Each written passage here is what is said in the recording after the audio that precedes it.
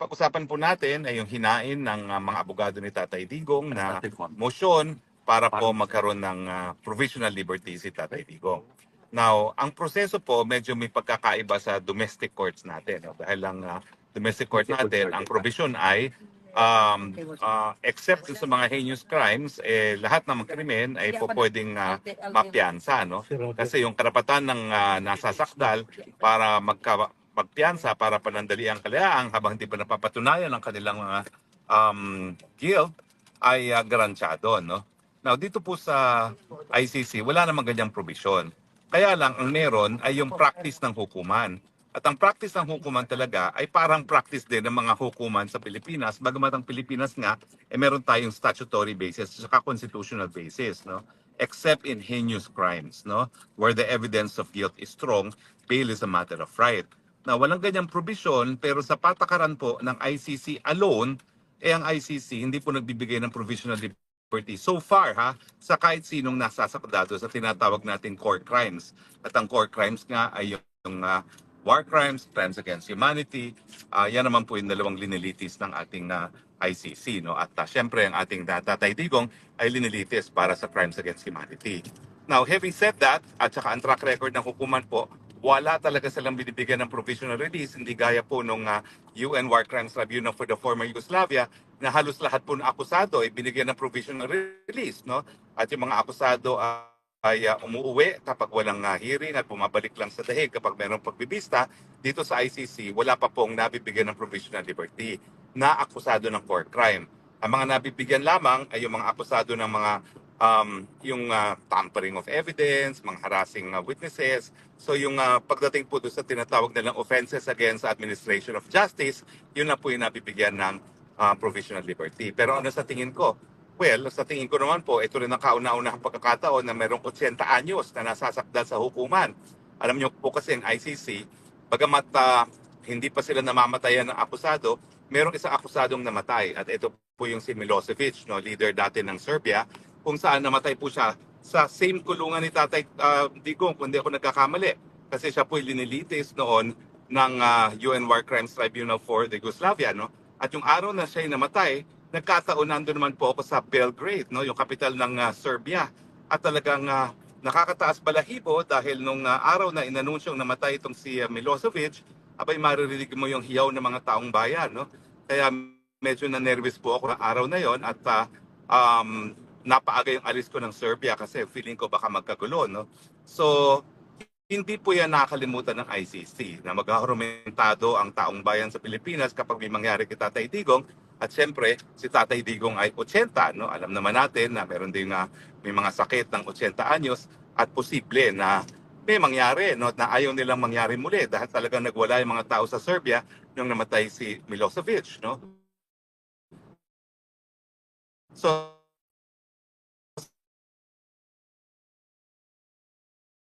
at merong sakit. Now, marami nagsasabi, saan? Well, hindi pa po nila inaanunsyo kung saan. Bakit? Naintindihan naman po natin yan eh. Kasi kilala naman natin ang mga kulto ni Joe Masison at nagsani puwersa na sa Dilawan, no? At saka sa mga loyalista. Kapag nalaman nila kung saan yan, ako, magle-letter writing campaign na naman yan. Sisimulan na naman yung Hollander na nagpapakalat ng fake news palagi, no? Dahil dyan sila magaling, no? Sa mga letter writing campaign para tutulan. Kaya intindihin niyo na lang kung bakit redacted or hindi inaanunsyo sa publiko yung bansa na tumanggap na sa kanya. Pero emphasize ko lang po, hindi yan Malaysia. Bagamat nanggaling doon si Inday Sara, ang speculation is doon nga magpapaprovisional liberty si Tatay Digong. Hindi po. Kasi kinakailangan, unang-una, miyembro pa siya ng ICC para meron siyang katungkulan na ipatupad kung ano may mga kondisyones na i-impose ng korte para sa provisional release. No?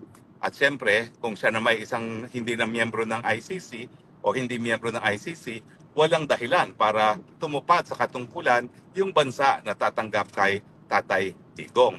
Ang masasabi ko ay yan ay miyembro ng ICC at siguro naman dahil sa kalagayan ni Tatay, roster ng ICC, konti lang po ang members sa Asia. At ang mga pinaka-prominent members ng ICC ay yung bansang Japan at saka ang bansang South Korea.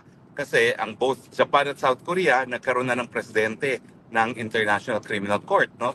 Pareho silang nagkaroon ng mahistrado na nahalal bilang presidente ng International Criminal Court. At hindi rin malayo po sa Asia ang bansang Australia, at ang Australia palaging meron po yung judge din, hindi lang sa International Criminal Court pati po sa International Court of Justice, no, sa ICJ. So ang kaisa-isang bansa na miyembro ng ICC ay Cambodia, no? Pero hindi ko po alam kung papayag naman ng korte sa Cambodia dahil alam naman natin ang estado ng judikatura at katarungan dyan sa Cambodia. No? So, pero anyway, yan po yung mga possibilities. Bagamat hindi ko po talaga alam kung saan yan, at tanging ang legal team at ang pamilya lang ni Tatay Digong ang nakakaalam kung saan po yan. But so pwede rin po yan. No? So ang mga possibilities ay nandyan ang Japan, nandyan ang Cambodia, nandyan ang South Korea, nandyan ang Australia, nandyan ang New Zealand kasi hindi na din man ganun kalayo ang New Zealand. No? Pero sa buong Southeast Asia, wala na pong ibang mapupuntahan ang Tatay Digong dahil Cambodia lang po talaga ang miyembro.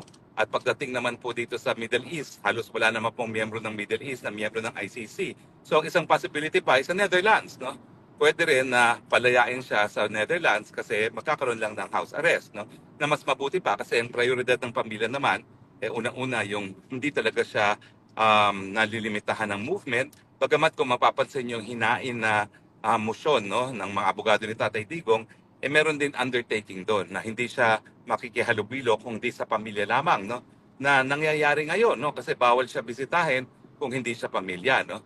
So, nandun pa rin yung kondisyon na close family na lang magkakaroon ng contact kay Tatay Digong, bagamat I'm sure he will appreciate na hindi siya nasa kulungan, bagamat yung kulungan po niya ngayon, modern, wala ng rehas. So yung ating kasabihan na humahalik sa rehas, wala pong ganun kay Tatay Digong dahil walang rehas ang kanilang mga kwarto. Bagamat, limitado talaga ang kanilang movement. So ang aking fearless forecast, po pwede pong mag-grant yan dahil sa kanyang edad, dahil sa kanyang mga prevailing na mga sakit, at dahil Tatay Digong, kapag may, yun nga, no, pag may nangyari kay Tatay Digong habang hawak siya ng ICC. At siyempre, meron na silang karanasan doon kay Milosevic na nakita nila kung paano hagupit ng bayan kapag ang isang leader na minamahal ay yun nga po, namatay habang nakakulong. Bagamat wala po talagang comparison kay Milosevic at kay Duterte, dahil kay Milosevic po talaga hundreds of thousands ang namatay doon sa Serbia, doon sa gulo ng former Yugoslavia. Yan nga po napagtataka ko no? Dahil bumuo ng Special War Crimes Tribunal sa dating Yugoslavia kasi hundreds of thousands kung hindi millions ang namatay dyan. Yung concentration camp po, no? Nauso muli sa Yugoslavia, no? Nung nagwatak-watak itong dating Yugoslavia at lumaban ng Serbia para panatiliing isang bansa pa rin yan, no? So sa akin po, sa aking karanasan bilang isang profesor ng international law at saka sa aking practice, talaga naman pong importante ang International Tribunal kapag pinag-uusapan na yung mga pinakakarumalduman na krimen gaya na nangyari doon sa World War II, yung milyones na namatay ng mga Nazi, yung mga pinatay dyan sa Yugoslavia na hundreds of thousands if not millions, no? At saka yung mga hundreds of thousands din na pinatay sa Rwanda. Wala naman pong ganyan sa Pilipinas. Doon nga doon sa sinasabi nila doon sa request for arrest warrant, 40 plus lang ang biktima.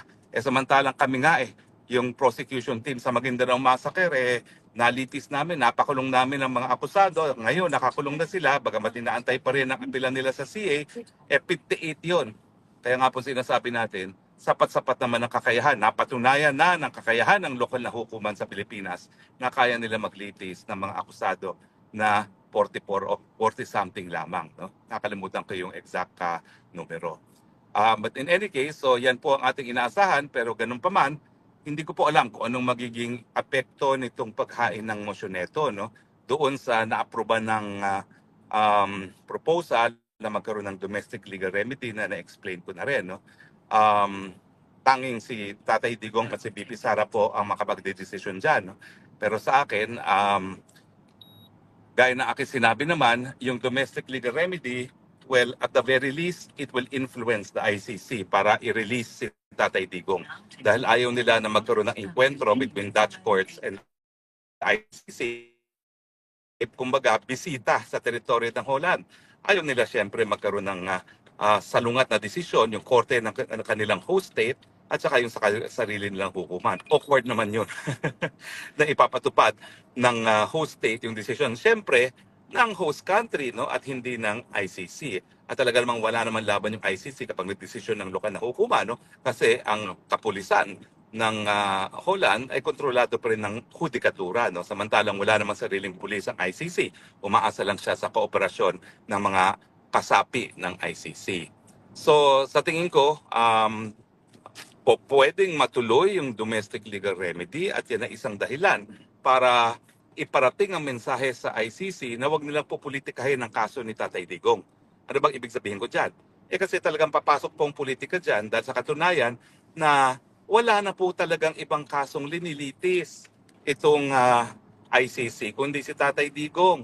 Ibig sabihin, yung sweldo ng mga WES, ng mga investigators, ng mga court personnel, lahat po yan ay po pwedeng malagay sa abirya dahil kung wala ng kasong linilitis, bakit pa magko-contribute yung mga iba't ibang bansa para sa operasyon ng hukuman? Hindi po mura ang operasyon ng hukuman. Ha? Parang 144 million euros kada isang taon po ang budget ng ICC na wala namang kasong linilitis kundi si Tatay Digong. At dyan po ako nagkakaroon ng alinlangan kasi baka nga sa kagustuhan nila na matuloy-tuloy ang kanilang sahod na 144 million kada taon ay ituloy nila yung paglilitis kay Tatay Digong. No? Well, ang aking forecast nga is baka mabigyan ng provisional liberty si Tatay Digong pero baka i-dismiss yung ating motion to dismiss on the basis of lack of jurisdiction. Kasi nga po, ang sinasabi ng abogado ng mga biktima ay ang gobyerno ng Pilipinas ang nag-surrender sa pagkatao ni Tatay Digong at yan ay pagkilala ng gobyerno ng Pilipinas na meron pang jurisdiction ng ICC. Now, yung jurisdiction kasi reckoned from the perspective of the state. Kaya nga po yung unang proseso dyan, ang Pilipinas ang pinakakomento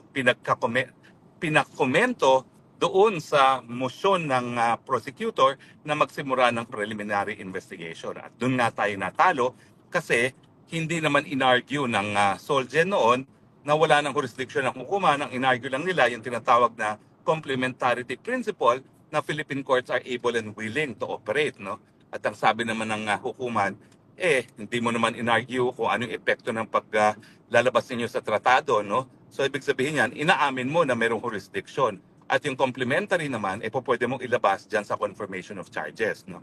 Pero ganun pa man, kaya rin ako yung umaasa na mapagbibigyan niyang motion to dismiss on lack of jurisdiction dahil nga dun sa pangalawang taon na nagsimula yung request for preliminary investigation ay dahil nga po nagkaroon na ng kaso na sinasabi na pwede lang magpatuloy ang investigasyon kapag nasimula ng preliminary investigation doon sa unang taon. Yan po yung kaso ng Burundi. Now, ginagamit din niya ng prosecution na pinagtuloy daw yan, kasong yan, bagamat bumitiw na sa pagiging miyembro ng ICC.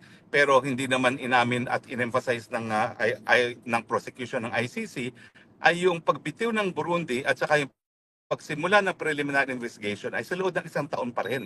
So sakop siya nung isang taon matapos magbigay ng magdeposito ng instrument of ratification na nabigyan ng apiso ang piskalya ng prosecution na magpatuloy sa preliminary investigation. At pagdating naman sa Pilipinas, malinaw na malinaw, nasa pangalawang taon na yan. Pero yun nga po, talagang delikado yung argument ng mga abogado ng mga biktima ng sinabi nila na ang gobyerno ng Pilipinas ang nag-surrender kay Tatay Digong na katotohanan naman kasi kinidnap na ni Marcos Jr. si Tatay Digong, hindi sinunod ang Article 59 ng ICC at naging extraordinary rendition ang naging kapalaran ni Tatay Digong. At ito nga yung kukwestiyonin ngayon dapat sa lokal na hukuman. Ang issue, importante hindi lang sa Holland kundi sa buong daigdig. Once and for all, ang pangingidnap ba para di umano mabigyan ng katarungan ng mga biktima, tama ba yan? O dapat dahil ito'y mali, hindi dapat magpatuloy ang hukuman. Talagang sa akin, importanteng madesisyonan po yung kasong yan. No? At siyempre, kapag nagdesisyon ang Dutch court na dapat bigyan ng mas malaking importansya ang karapatan ng pantao, naku, isang interesting issue na naman po para sa ating lahat yan. Sino ngayon ang masusunod? Yung headquarters agreement sa panig ng Netherlands at ng ICC na nagsasabi na dapat kuidao ang good government of Netherlands sa lahat ng gawain ng ICC, or dahil obligasyon ng Netherlands na ipatupad at isulong ang karapatang pantao ng lahat ng tao sa kanyang teritoryo, miski hindi European, dapat bang bigyan ng mas malataas na importansya ang karapatang pantao? Sa akin, siyempre, wala pong debate dyan. Mas importante karapatang pantao kaysa just sa tinatawag na headquarters agreement, dahil in the first place, yung hukuman, dapat pinapatupad din ang karapatan ng pantao. At kung sila mismo ang lalabag, bagamat ang kanilang mandato ay para nga mabigyan ng hustisya ang mga biktima ng pinakakarumal-dumal na krimen sa buong daigdig, dapat na yan. Kung ang korte na may ganyang mandato na magbigay ng katarungan sa pinagkakaitan ng katarungan, ay siya mismong gagawa ng hindi makatarungang bagay. So, inaasahan natin na mananaig talaga ang karapatang pantao, pero siyempre kinakailangan maihain yung domestic legal remedy dahil otherwise hindi naman po makakagalaw ang lokal na hukuman ng Holland. Kaya nga po kahapon, at maraming salamat po sa lahat ng mga sumuporta